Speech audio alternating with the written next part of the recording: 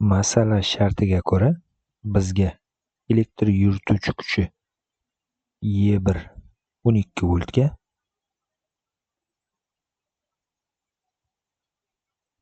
E2 5 voltga va E3 10 voltga teng bo'lgan 3 ta batareya berilgan va 3 ta batareya bir xil simli qutublari bilan, ya'ni plus qutublari o'zaro ulangan.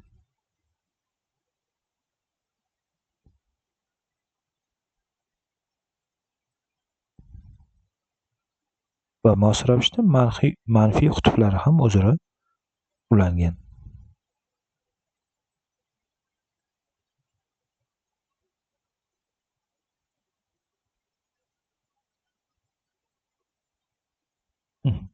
Har birining ichki qarshiligi bir xil va R'ga teng. Masaladan esa bizdan har bir batareyadan o'tayotgan tok kuchini aniqlash so'ralmoqda. Bu masalani yechish uchun Kirchhoff qoidalaridan foydalanamiz. Kirchhoff qoidalaridan foydalanish uchun dastlab biz zanjirdagi tok kuchlarining yo'nalishini taxminan yozib olamiz. Demak, keling, birinchi batareyadan o'tayotgan tok kuchi quyidagicha yo'nalgan bo'lsin. E1. Uchinchi batareyadan o'tayotgan tok kuchi esa quyidagicha yo'nalgan bo'lsin. Ikkinchi batareyadan o'tayotgan tok kuchi esa quyidagicha yo'nalgan bo'lishi mumkin. Bu tok kuchlarining yo'nalishini tanlab olish ixtiyoriy bo'lib, bularning agar yo'nalishini boshqa yo'nalishda tanlasak ham masalaning javobiga ta'sir qilmaydi.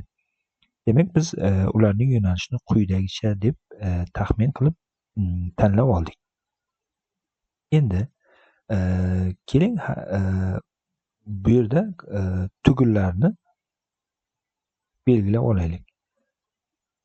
Va Kirchhoff qoidasidan foydalanish uchun biz berk konturlarini tanlab olishimiz kerak. Buning uchun quyidagi belgilashlarni kiritamiz. A, B, S, D, E, F. Agar chizmaga e'tibor berib qarasak, bu chizmada 3 ta berk kontur mavjud. Bular A, B, S, F, A yoki F, S, D, E, F yoki A, B, S, D, E, F, A. Mana 3 ta kontur mavjud. Yoki kontur mana shu zanjirimizda 2 ta tugun mavjud. S va F. Ixtiyoriy bittasi uchun biz Kirchhoffning birinchi qoidasini yozib olamiz. Keling, S tuguni uchun Kirchhoffning birinchi qoidasini yozib olaylik. S tugunga kiruvchi toklar bizda I1 va I3. S tugundan chiquvchi tok esa I2 ga teng. Ya'ni kiruvchi toklarning yig'indisi chiquvchi toklarning yig'indisiga teng bo'lishi kerak. Keling, bu bizda birinchi tenglamamiz bo'lsin. Endi ixtiyoriy bir berk kontur tanlab olib, uning uchun Kirchhoffning ikkinchi qoidasini yozamiz. Keling, A, B, S, F, A konturini tanlab olaylik.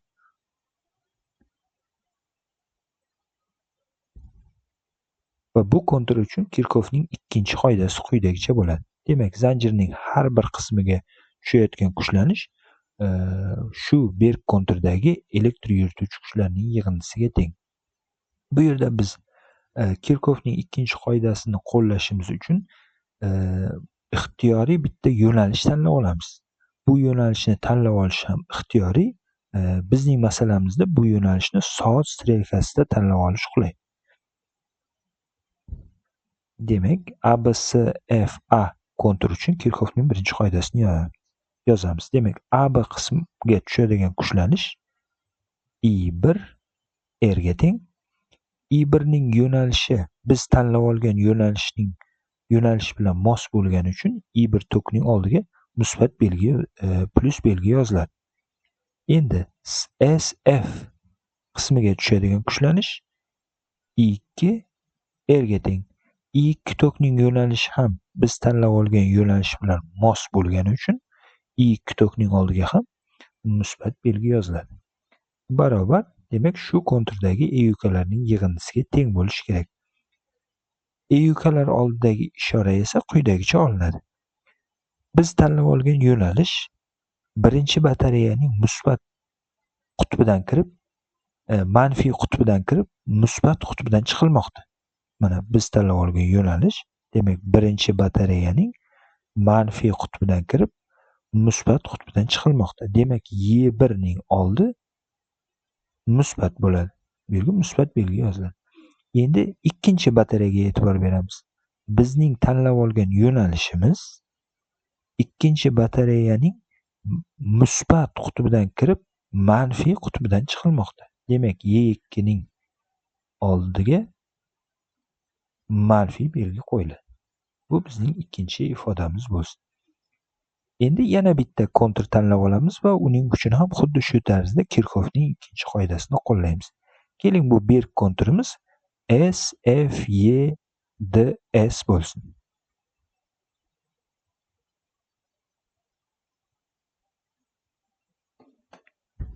Xuddi shu tarzda yuqoridagi tarzdagi kabi ma'lum bir yo'nalish tanlab olamiz. Bu konturimiz uchun yo'nalish soat strelkasiga qarshi yo'nalishda tanlab olganimiz ma'qul. Demak, bu kontur uchun Kirchhoffning ikkinchi qoidasi quyidagicha yoziladi. Demak, SF qismiga tushadigan kuchlanish I2R. I2 ning oldiga musbat belgisi qo'yiladi, plus belgi qo'yiladi, chunki biz tanlab olgan yo'nalish bilan I2 tokning yo'nalishi mos kelyapti.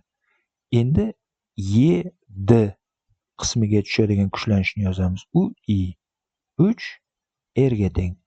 I3 tokimizning yo'nalishi ham biz tanlab olgan yo'nalish bilan mos kelyapti. Demak, uning oldiga musbat belgi qo'yiladi. Barobar. Endi EYUKlarning oldidagi ishoralarga e'tibor beramiz va yuqoridagi aytib o'tgan mulohazalarimizni amalga oshiramiz. Agar biz tanlab olgan yo'nalishga e'tibor beradigan bo'lsak, bu yo'nalish ikkinchi batareyaning musbat qutbidan kirib, manfiy qutbidan chiqmoqda. Demak, Y2 ning ishorasi minus belgi bilan olinadi. Uchinchi batareyaga e'tibor beramiz. Biz tanlab olgan yo'nalish uchinchi batareyaning manfiy qutbidan kirib, musbat qutbidan chiqilmoqda. Demak, Y3 ning oldi musbat belgi bilan olinadi. Bu bizning uchinchi tenglamamiz bo'lsin. Tenglamaga e'tibor beradigan bo'lsak, bizda I1, I3 va I2 lar noma'lum va 3 ta tenglama hosil bo'ldi. Bu tenglamalar sistemasini yechib, biz o'sha zanjirning har bir qismidagi tok kuchlarini aniqlashimiz mumkin. Buning uchun masala shartida berilgan son qiymatlarni qo'yib, biz yuqoridagi tenglamalarni qayta yozib olamiz. Birinchi tenglamamiz o'zgarishsiz qoladi. Ikkinchi tenglamamizga R ning o'rniga 1 ni, Y1 ning o'rniga 12 ni, Y2 ning o'rniga 5 ni qo'yib, quyidagicha ko'rinishda yozib olamiz. Y1 plus Y2, Y1imiz 12, Y2miz 5, 12 minus 5imiz 7. Endi xuddi shu tarzda uchinchi tenglamamizni ham shu ko'rinishda yozib olamiz. Demak, I2 plus I3, bizda Y2miz 5, Y3imiz 10, minus 5 plus 10 bizda 5 ni beradi. Demak, bizning birinchi ifodamiz, bu 2, bu bizning uchinchi tenglamamiz. Birinchi tenglamadagi I2 ni ikkinchi tenglamaga olib kelib qo'yamiz.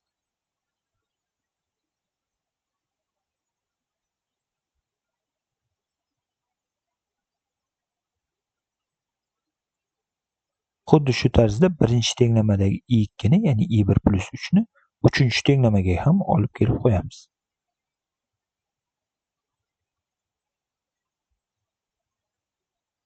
Bizda demak quyidagicha ikkita tenglamalar sistemasi hosil bo'ldi. Demak, 2 I1 plus I3 barobar 7, I1 plus 2 I3 barobar 5. Demak, bu bizning 2 shtrix tenglamamiz bo'lsin.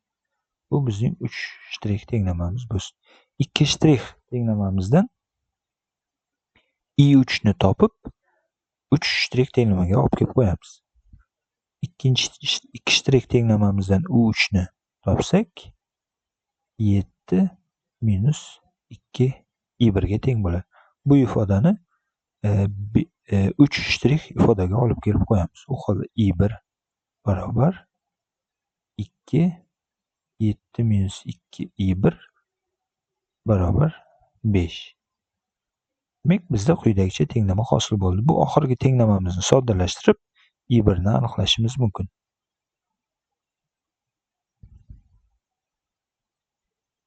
Bundan minus 3 i1 barobar minus 9, bundan i1 barobar 3 amper ekanligi kelib chiqadi. Demak, zanjirning birinchi qismidan, ya'ni birinchi batareya joylashgan qismidan o'tayotgan tok kuchi 3 amperga teng ekan.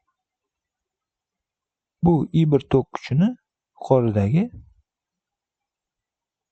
2 shtrix tenglamaga olib kelib qo'yib, biz i3 tok kuchini aniqlashimiz mumkin. U holda i3 barobar 7 minus 2 i1imiz 3 amper. Demak, u holda i3 barobar 1 amperligi kelib chiqadi. Demak, 3-chi batareya joylashgan qismdagi o'tayotgan tok kuchi 1 amperga teng ekan. Bu i1 va i3 ning topilgan qiymatlarini yuqoridagi birinchi ifodaga olib kelib qo'yib, biz i2 tok kuchini aniqlashimiz mumkin. U holda i2 barobar i1 plus i3, ya'ni 3 plus 1 yoki i2 barobar 4 amper ekanligi kelib chiqadi.